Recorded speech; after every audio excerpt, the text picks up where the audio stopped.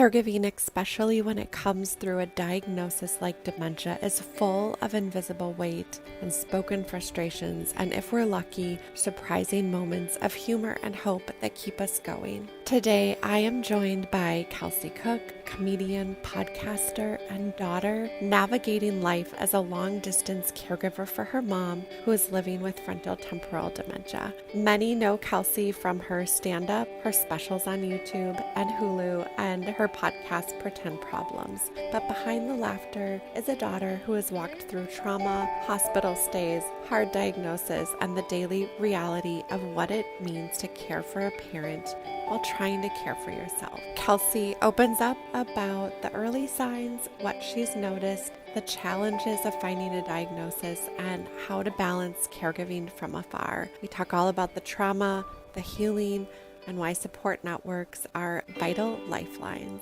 and how we lean on humor, therapy, community, and using a public platform to raise awareness while finding hope and light in the middle of it all. Here is my interview with Kelsey Cook. This is such a great day. I get time with someone that I was so looking forward to meeting, and we met through friends, mutual friends, and Mm-hmm. then had the opportunity to have time in person, which was so awesome.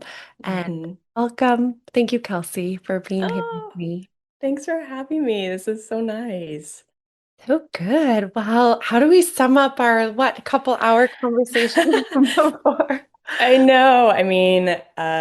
I definitely felt like that wasn't the first time we met. It just like we basically couldn't shut up and had to like intentionally pause our conversation so that we could look at the menu and decide what to eat, or else we would have just sat there and talked without eating the whole time. That's so true. I know. I think she came back a few times. We're like, Yeah. Yeah. Yeah, it was so nice. I just was so grateful to have met you, and like we talk about a lot with this community. It's like I wish that we had met for different reasons, right. obviously, but it's just so great to know you. Yeah, likewise. I know. And for people listening, you have decided, right? Like we don't ever go into this world willingly, I guess is the right word, right? Life Yeah. happens and pulls us into it. And for you to tell your story and have some advocacy or leaning into that, tell us more about that and why you decided, okay, now I'm gonna talk and share about it a little bit more. Yeah, so I had made that decision to be more public about what had been going on with my mom. Um, initially it was like I felt like I needed help and support and just feeling less alone because I had become so isolated in it. And then, the more I opened up about her both online and on stage and realizing that so many other people have a family member with dementia and they would reach out to me and be like, "Oh my God, thank you for talking about this. Mhm. I also can feel alone in it and this isn't talked about enough." It was really encouraging and made me realize that I'm not in the medical community. I'm not going to be able to help likely on that end of things of like research and finding a cure.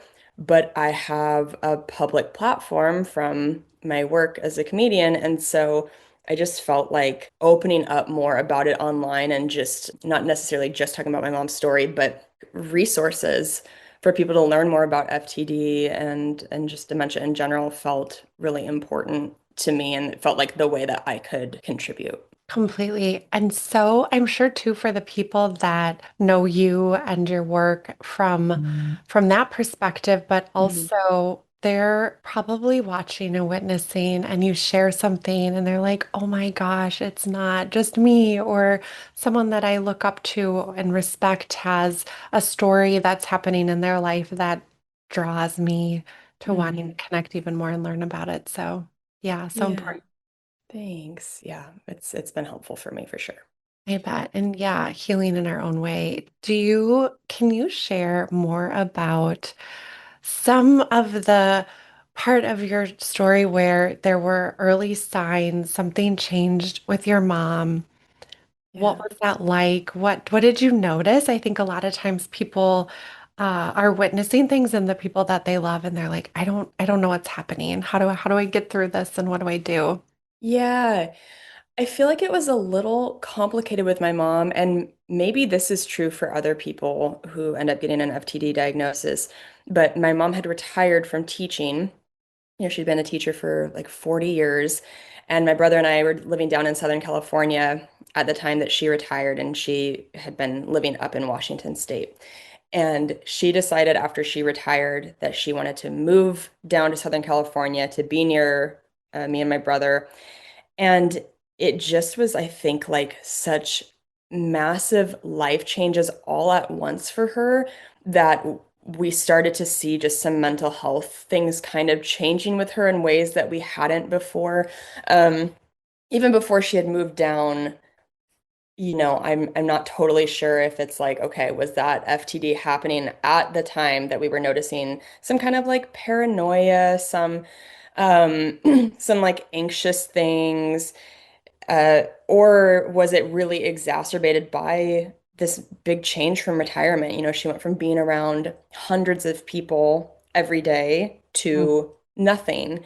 And I think that's something I've wanted to try to talk about more too, is just like the importance of not being isolated and the importance of supporting people when they retire, because it's just like, I think it can be really detrimental and hard on people to make that change. Totally. Yeah, but one of the most like shocking moments was after she had moved to Southern California, and we could tell just she wasn't doing as well mentally. She just wasn't, it seemed like she wasn't herself. I was getting a lot of panicked calls from her, and I'd take her to the doctor, and they'd say like there's nothing going on. It just seems like anxiety. Been a big change for her to move here. But I woke up one morning to a call from uh, an ambulance and medics who said, "We're in a parking lot with your mom. She called 911 because she thought she was being followed by the cartel. And now Mm, she won't get into our ambulance because she doesn't believe that we are who we say we are." wow. So that was like a really big moment for me of like, whoa, that's not my mom. That's not the mom I grew up with. I had never seen anything like that from her. And we ended up moving her back up to Washington State after, shortly after that had happened. And she seemed to do better for a while. And then unfortunately, COVID hit.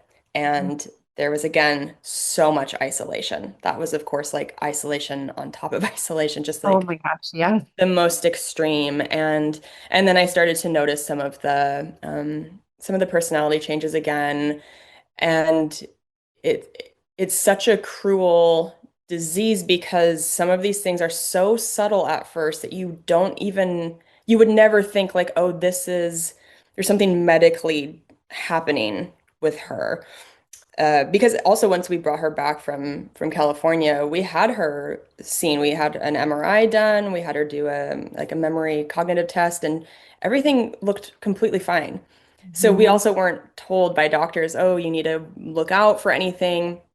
So it's sad when your mom starts being just different enough as a person that it's like hurtful or frustrating, where you're like, what? Like this isn't how my mom would usually react to something or things she would say, but you don't have anything to point to it other than to feel frustrated at Right. the loved one going through it. So it's really heartbreaking for the person and the family because it just feels like nobody knows until you get a diagnosis. You described that so accurately. I bet people listening are thinking Oh, you gave me words that I didn't know oh, how to like thanks. share Okay. because I think there's so much. There is that like you don't really know in the beginning because you said it's so subtle, but you know your loved one, like you're in the relationship and like the tiny nuances of someone's personality that like only you might pick up or like your brother, right? Hmm. But then Hmm. how do you translate that to a medical professional? And Yes. we also, when you do the memory and cognitive testing, not all dementia is, right, the symptom of memory loss. So it's like, how do Right. you try to, that's a whole nother education piece, right? Right, right. Um, but just feeling more dismissed in that and how hard that is to navigate and like have an answer when you're saying like, I notice, like this is not my loved one's normal, right, baseline. And I think too, there's probably a part of you where you trusted your gut and intuition, like you knew something wasn't. Yeah. Yeah. Yeah, and I wonder if this is other people's experience too, but I'm so sad that a lot of the months leading up to my mom getting diagnosed were spent uh with me feeling frustrated with her. The majority of days I was still, like, my mom and I've been so close our whole lives, and so the majority of days we're still just like totally, the usual, full of love, all the things. But I did find myself feeling frustrated with her a lot more in those months leading up to it than ever before in life, and I'm sad that that's like Mm. those are the memories I have with her before she started to like really slip away into this other person that is not my mom I've had my whole life. And it's such a frustrating disease in that way. Oh, I'm sure. I was doing a podcast with Allison Schreier, who is the Hmm. founder of Zinnia. We might have talked about this in our conversation, Okay. sharing about how her husband had a hard time getting a diagnosis, and he was younger, right? FTD, unbeknownst at the time, and Yeah. it really affected a lot of his relationships and personality and all of that. And she was sharing that once they finally got the diagnosis, she felt almost, I don't know if vindicated is the right word, but she went to she went to his work and was just like, good news, he's not an asshole, right? Like Yeah. she just felt like that there was a reason, and she was so Yes.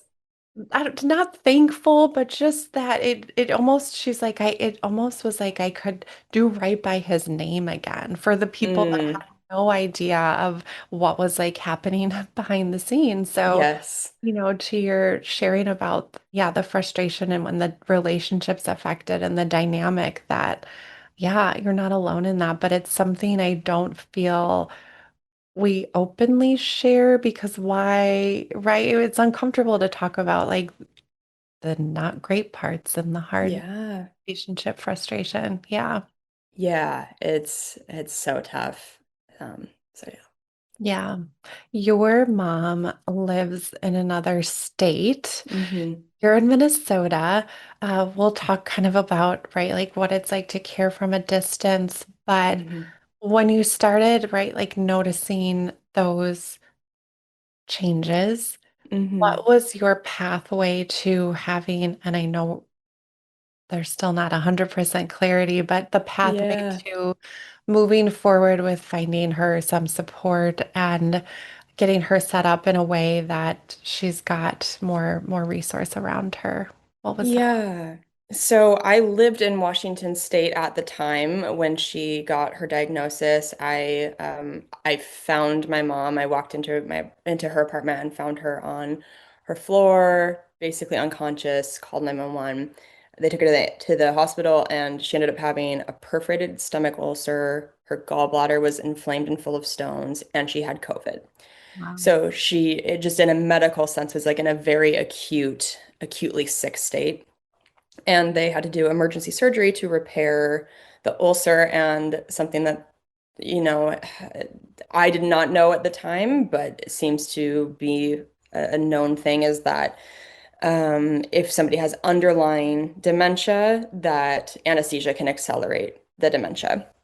And so when my mom came out of surgery, she was like a completely different person, so confused, so, freaked out. And it also didn't help that, of course, this was like in the thick of COVID. This was early 2021. And so she was in a room where like the nurses coming in were in the full that gear, like the hazmat suits basically, where I mean she thought she had time traveled. It was just such an unfortunate, like a lot of stuff with my mom in the past 4.5 years has been like a series of unfortunate events. It's just been like really unfortunate things where you're like, like this and this and this.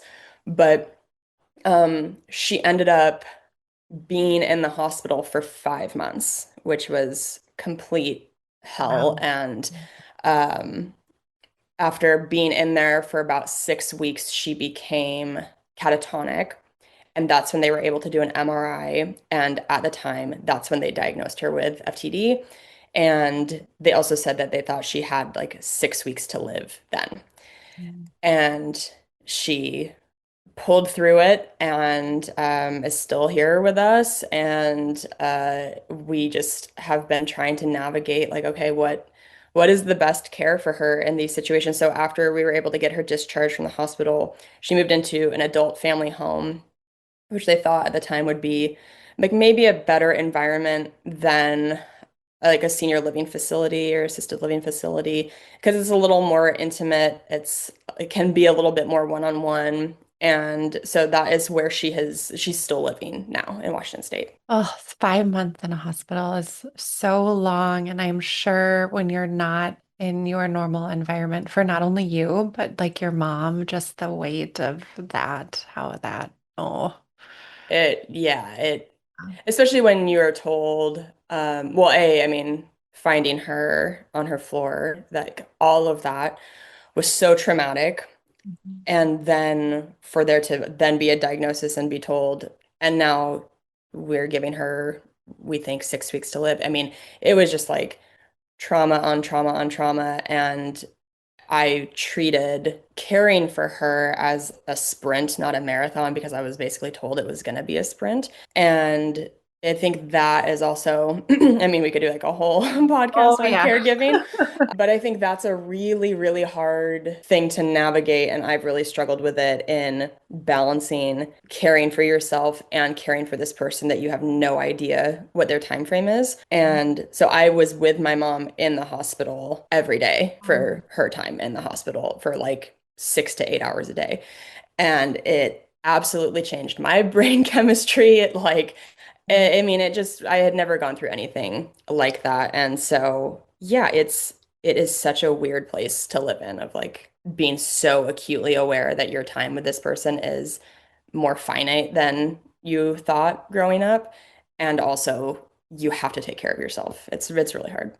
When you talk about the word trauma, it's so much of that. And like not only from when you have this abrupt change, but then when you're told someone you love has just like such a short amount of time. So I'm Mhm. thankful you use the word because I think a lot of times we try to put on the brave face of we're going to get through this and Mhm. make that happen, but it is traumatic and what it like how it affects our nervous system. I think you and I talked about that just of Mhm. like the fight or flight. And there's so much where there's moments of like intense urgency and decisions that have to happen in crisis, but then the waiting and you're stuck in this stage of the roller coaster. And that's so true. It's like you were in sprint phase but yeah, you're also in a marathon at the same time. Like, how do you, Yes. right? It's like managing all of that. For you, what did you find helpful, if there was anything that was helpful as you cared for yourself? Yeah. And what would you share with people to try to move through those moments as best they can? There's no playbook, but Yeah. For me, I've really, really leaned heavily on things like getting a massage, acupuncture. I learned of a thing called craniosacral therapy when my mom was in the hospital, and also somatic therapy. I just had grown up doing like as an adult, like traditional talk therapy, which I think is hugely helpful. And of course, I think if anybody has not tried that yet, that is in it, in the thick of, dealing with this, I can't recommend therapy enough. But I think also our bodies store so much and hold on to so much that we can't, like, you can go into a therapy session and talk about it and feel some relief, but it might not be actually like releasing things from your body and helping your nervous system in a full, complete way. So that has been probably the biggest help for me, are taking time to make appointments like that, where it's like, I am going to let this person who is a professional in this way help me help my body relax and just because it takes such a toll. So Mhm. that, and of course, things like, getting outside, playing sports with my boyfriend or my friends, or, just anything that you find is helpful for you. But those are the things that are most helpful for me. Those are really good things to think through. There's a book called The Body Keeps a Score, right? We were Yes. just sharing like our body hangs on and it does and it manifests in like so many different ways. So Mm. getting to the heart of that. I have to ask, do you, given your work, and probably your passion, do you use humor? Like, does humor help? Yes, No for parts of that. sure. Yeah. Comedians' brains are weird because especially if I'm like right in the eye of a storm of something going on with my mom, I can go from like sobbing hysterically one moment and then an hour later trying to find, is there a way to like make my boyfriend laugh about this? Because that makes me feel a sense of release and um it just I think is so important that I think even if I wasn't a comedian, I would feel strongly about this, but some of these things are so dark that you're watching your loved one go through that I feel like if you don't look for any moment of humor, it can swallow you whole. Like I have really benefited from finding ways to laugh about some of these things, and it's never at her expense. It's just like this is such a wild situation, and I think it helps other people too. It does. It's so healing, right? I mean, like the oldest saying ever is like laughter is medicine. Yeah, yes, Oh, yes. and to be able to find the joy, the gratitude when it is so dark, I think it's something now that I'm like actually saying it out loud that is actually missed in caregiving conversations is the ability to talk about and share and bring humor in. Like, I don't even know if I've even like really seen a public conversation about that. Just, there is not only, right, like we know, but all of the science that's happening behind the scenes in our brains and in our bodies when we have that release. Yeah, So it's like there's something that's so important about yeah, about that component. And even if it's not related to the direct situation, just being able to find levity and embrace humor, even outside yeah. of our situation, right? Like totally different topic, but Yes, being able to yes. capture that. Yeah. Have you heard of Seth Rogen's Hilarity for Charity? Yes. Yes. Okay. I just got connected with them and I really love their message and what they're doing. So they're a great one to look into too. Gosh, amazing. Yes, absolutely. I can see you guys being like such a great like I don't know, partnership or just like support. Yeah. Yeah, I think I'm gonna be a part of one of their online panels Love the next time that one. So I'm excited for that. I love that. Yes, my friends, so Carrie Alber's Dementia Darling, and then Adria Yeah. Thompson with Be Like Care, they just did like a webinar for HFC Okay. last week. So Oh, you'll funny. Okay. probably actually meet them through Oh, funny. Okay, great. HFC, and I'm happy to introduce you to them as well. But yeah, Yeah. it's so Awesome. community is so awesome. Yeah, so awesome. There's a cost and a gift to being visible. And what, if anything, have you learned about vulnerability, sharing your story, boundaries? Maybe it's still a work in progress, but Yeah. where do you find that that fits together? Yeah, I think I can just feel it. It's not something I've had to think too much Mhm. about. I think it's more just a feeling I have. Like, I know when I'm in a place with something specific in my mom's situation that I'm ready to talk about it. Mhm. And if it's too dark or I feel too sensitive about it still, then I just know and I'm like, yep, it's not ready for me to like, I'm not in a place where I want to talk about that yet on stage or on my podcast, but it is really healing when you get to a place with a specific part of it where you're like, oh, you know what? I think other people will find this funny or relate to this. And I can talk about it and it just like lightens the heaviness of whatever that situation or moment was. Yeah. Have you been surprised by the response from your like audience or network when you do share about it, when Yeah, sharing some of their own stuff? Yeah.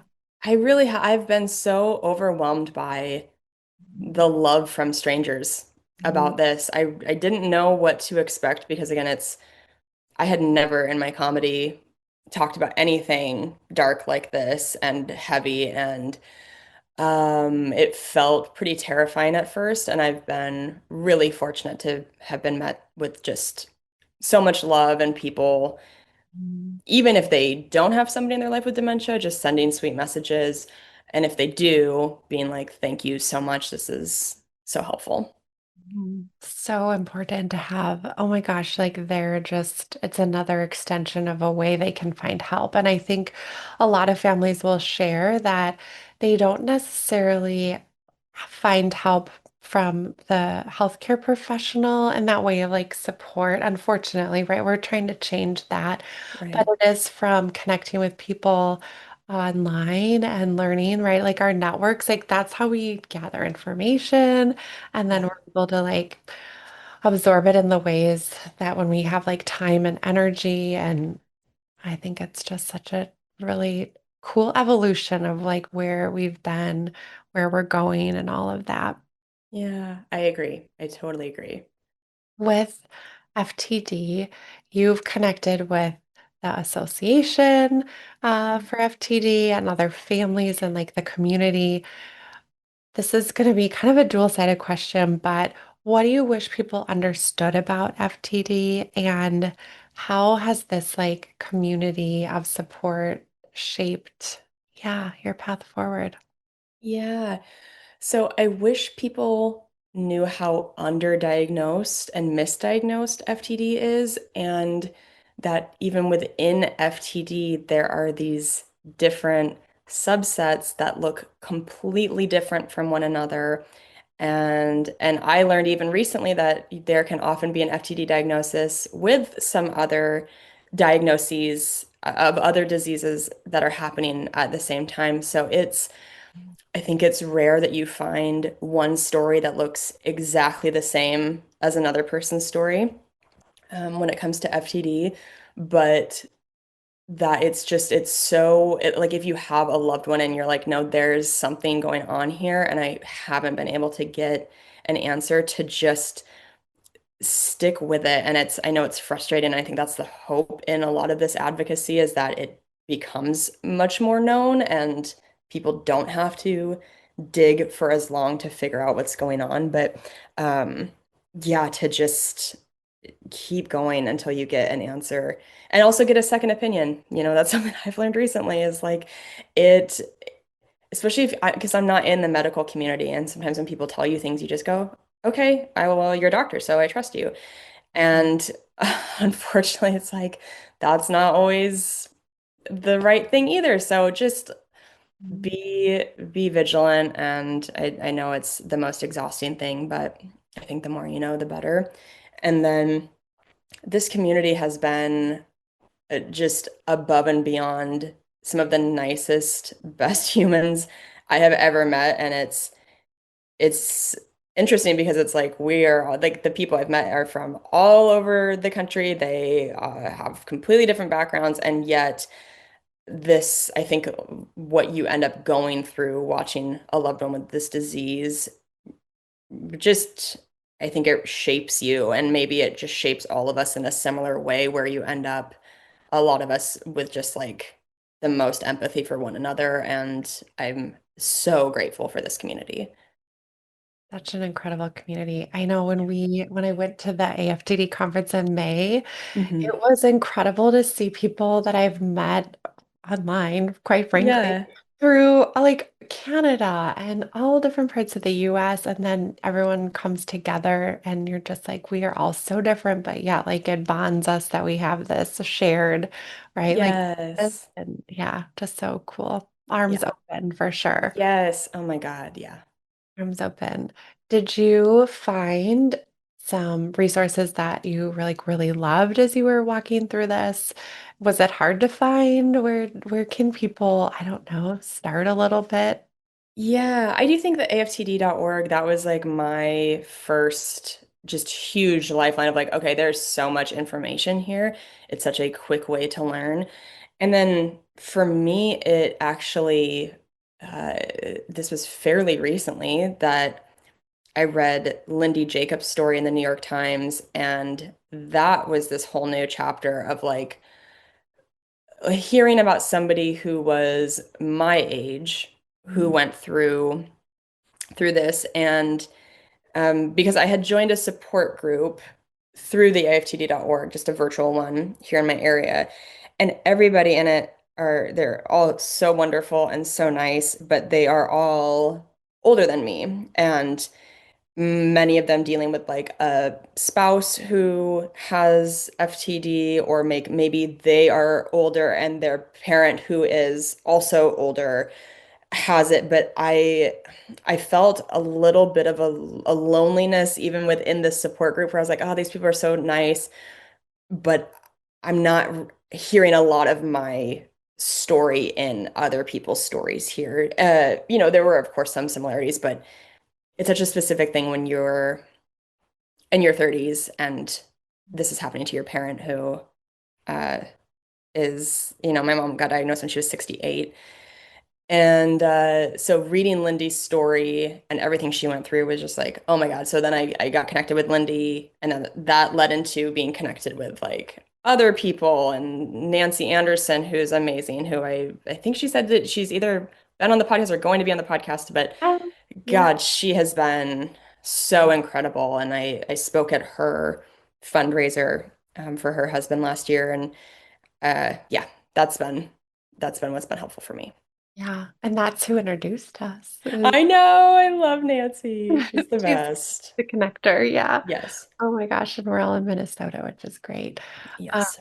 yeah, there's that gap. And I believe we talked about Lorenzo's house, which I need to Hmm. connect you with them with the same idea of how do we support younger people that have a parent that's been diagnosed with dementia younger, right? There's Hmm. like disconnect. And so I think like being able to step into that and find the people that really are at the same-ish place of life, right? Not Yeah. we all have unique backgrounds, but to try to, yeah, at least have some similar Yeah. aspects so that we feel more, yeah, more seen in that for sure. Have the Yeah. understanding. Yeah. Yeah. And there's Yeah. this, what I love about not that we are not able to have like action and movement as we grow older, but there is something about the dementia justice piece of we have stepped into this place in our life unwillingly. So, like, what can we do about it? Exactly. Yeah. I mean, that's right. I like grief and gratitude, got some anger, but then having the like advocacy, right? Hmm. So Yeah. push towards that. Yeah. There's such a lack of control Mhm. feeling in this. And so I think we kind of get to a point where we're all fighting for, okay, what can we do to feel like we're making a positive difference? Mhm. Because it feels like you're not always able to in the way you want in other ways. Yeah, completely, completely. There's always hope. I'm such a believer in that. Mm. So, for you, what does hope look like as you are? I know you're in the in between a little bit, Mhm. but for your mom and for you and for what's ahead for, yeah, fighting for dementia justice.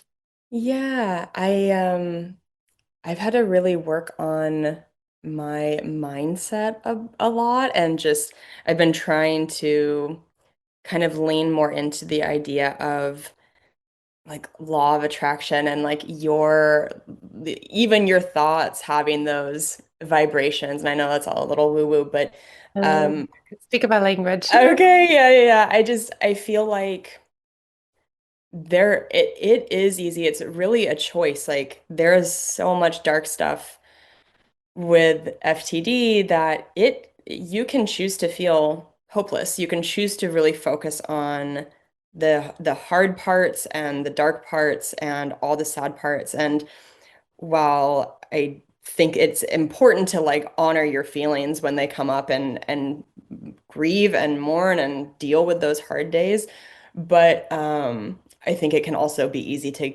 go down that rabbit hole and like live there for, at least for me, sometimes I feel like I get into it and don't realize it that I've been down in it for quite a while. And I'm learning that you can also choose to think really positive thoughts and find all of these things that are going right and really find a lot of hope.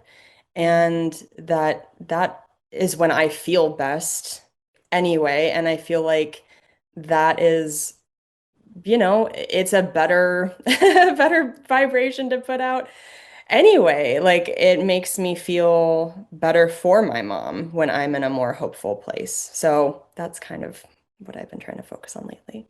I love that advice. It's so true. It's the energy we put out, right? Yeah, yeah.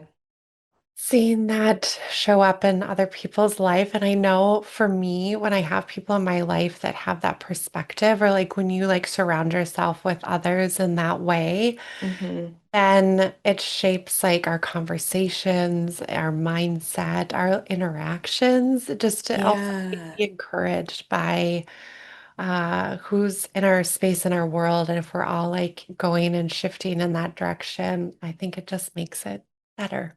Absolutely. Yeah, for sure. Well, I know that I could visit with you for hours. There's so much. I'm like, oh my gosh, supporting people as they retire and isolation, all these things. So I know Yeah. that we're going to continue to learn more from you as you share and give others a voice and all of that, which I'm so grateful for. So, where can people connect with you, learn more, Yeah. and yeah, just like grow this beautiful community together? Yeah, so you can follow me on social media at Kelsey Cook Comedy, KelseyCook Comedy. And I have multiple specials on YouTube and Hulu. The most recent one is called Mark Your Territory, and I talk about dementia for the last maybe 10 minutes or so of it. And I have a podcast called Pretend Problems with my boyfriend, Chad Daniels, who's also a comedian. And if you want to connect with me over email, you can write into the podcast email, which is pretendproblemspodcast@gmail.com. So good. Well, I hope everyone goes and follows your work, and I have been as well. And it's just like such a great bright spot in my day. So thank you. Thank you for Thanks, being with me. Nicole. Thanks for having me. Thank you for listening today. If you enjoyed our episode, please subscribe and give us 5 stars. In all honesty, we'd love to hear from you. Thank you so much for listening to our episode.